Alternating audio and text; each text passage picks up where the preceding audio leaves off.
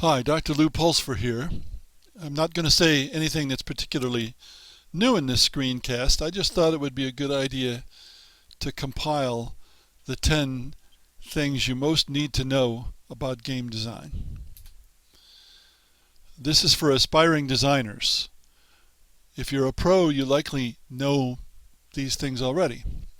Also, it's not about the business of game design, it's not about marketing, it's not about publishing, it's about designing games. That is to say, creating gameplay that entertains or informs. 10 is a purely arbitrary number. In fact, I've already started another screencast for another 10. I've tried to pick the 10 most important here. So here's a list, and I'm just going to let that go by so that we can start talking about each one individually. Number 1, you are most unlikely to get rich. You might hear of independently wealthy game designers, but they are quite rare. Most game designers don't make a living any more than most novelists, playwrights, painters, sculptors, filmmakers, or composers make a living. Typically, people have a day job, a second job. In tabletop games especially, there's not much money. Now, Rainer Knizia makes over $1 million a year, but he is the exception, the big exception. Typically, tabletop game designers don't make a lot of money, very little. Video games involve a lot more money, and there are a lot of people who work for video game studios who are making a living. But there are a lot more game designers than there are people working for those studios. And there are thousands of games published, so the average designer makes very little.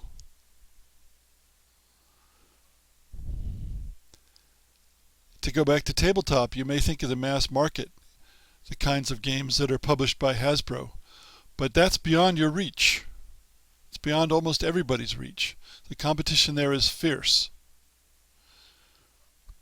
So you're not likely to have a game published as a mass market game, although it happens. There's a game called Blockus, a mass market game. The Frenchman who designed that game, as far as I know, has never had another game published, but he is independently wealthy because of that game. So it does happen. It's just most unlikely that you're going to get rich. You're more likely to win a lottery, get a big lottery payout, than you are to get rich designing games. Ideas are mostly worthless. Some wag said, ideas are like blankety blank holes. Everybody's got one. And in fact, what you think is a great idea almost certainly isn't. It's likely been thought of 100 times or more. Moreover, ideas don't sell. Games sell. Nobody wants to buy your idea. They want to buy a game. And finally, no one wants to make your game for you. They want to make their own games. Most game players think they have ideas for good games, but most of those ideas are not good, and in any case, few of those people ever complete a game design. And it's complete games that you sell, not ideas. Especially if money is involved, game design is sometimes unappealing work. It is not about playing games. In fact, you will probably play fewer games if you're a game designer. Playing games is actually quite unproductive. Even for a game designer, you may play games to be familiar with what's going on, but you're not getting your own games designed while you're playing somebody else's games. Also, you may enjoy playing games less because you'll see the innards.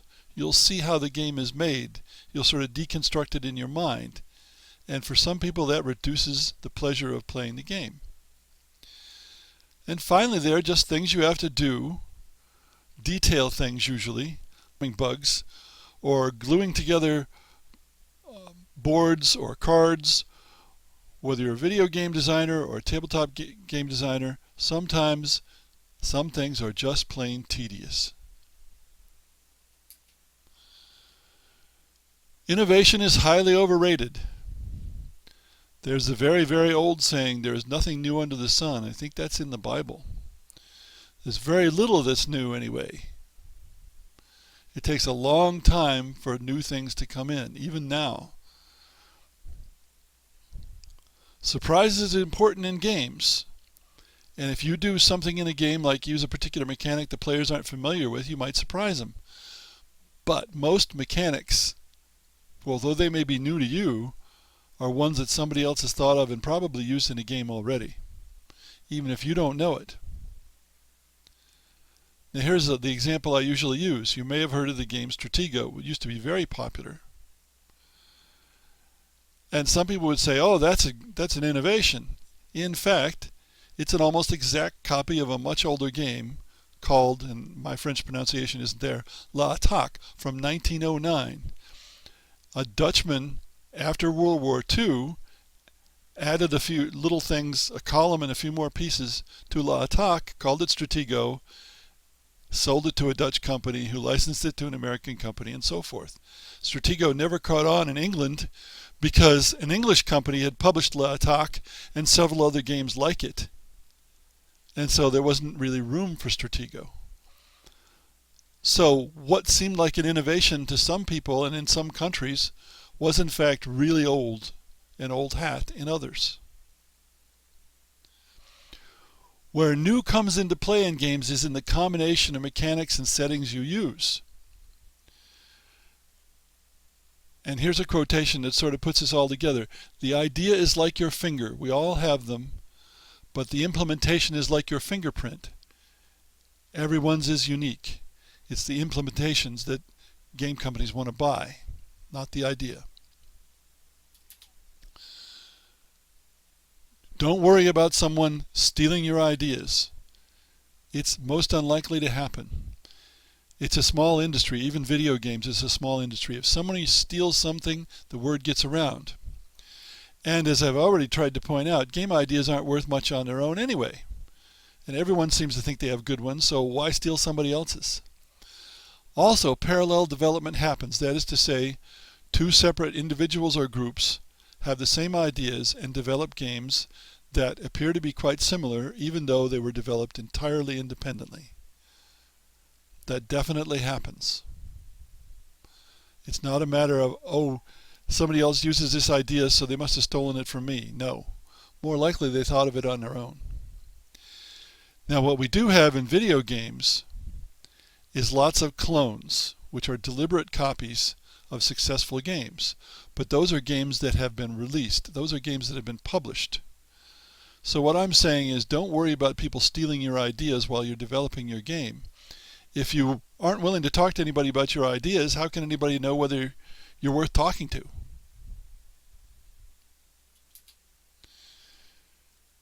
Games are not stories. Games are activities. Traditional stories, novels, plays, films, are passive. Very different. And in fact, most traditional arts, like composition, for the person consuming it, it is passive. You sit and listen to music.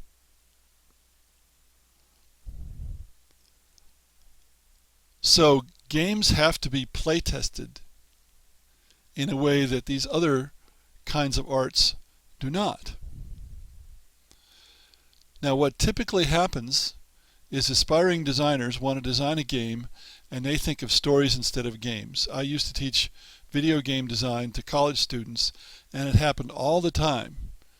I'd ask them to write up ideas for games and they'd write up ideas for stories.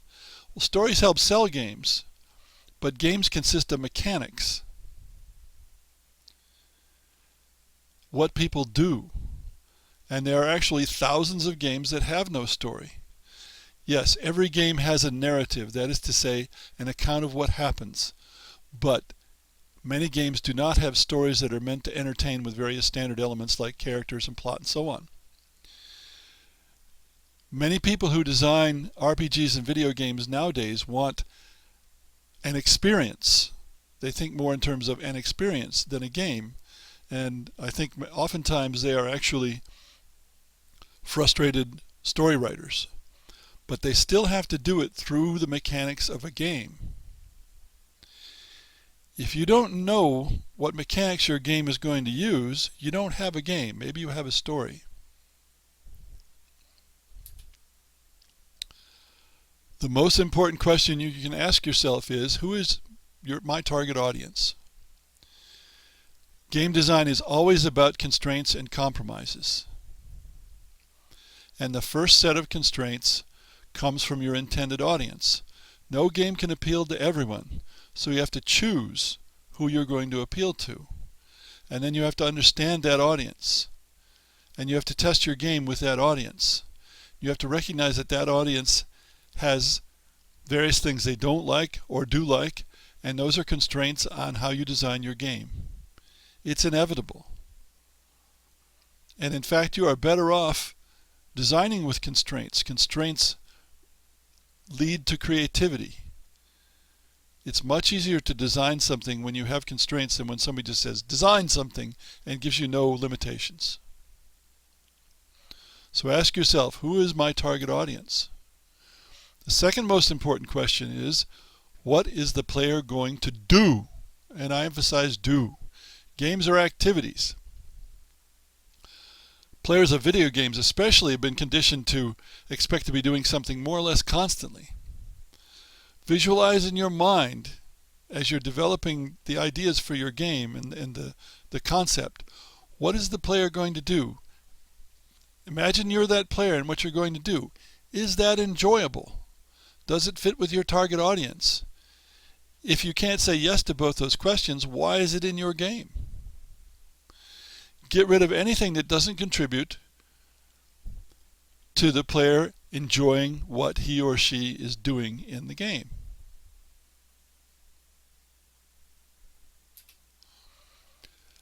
And this is why playtesting is sovereign.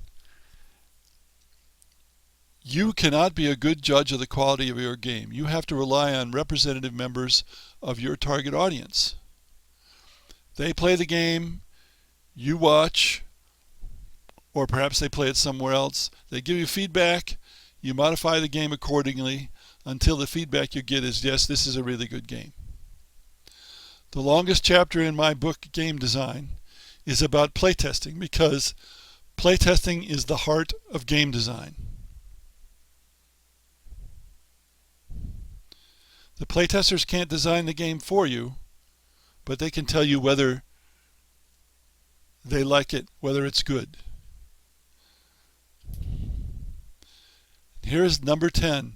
Your goal is to complete games. No professional, no publisher, no funding person is impressed with a partially completed game. You've got to prove that you can complete a game the same way a novelist has to prove that they can complete a novel. Matt Forbeck, who has written many novels and ran a game company for quite a while, tabletop game company, and has designed many tabletop games, wanted to write a novel for some company he was working for, and until he could lay in front of them a novel that he had finished, they didn't want to talk to him. But once he had done that, then they started to give him writing assignments.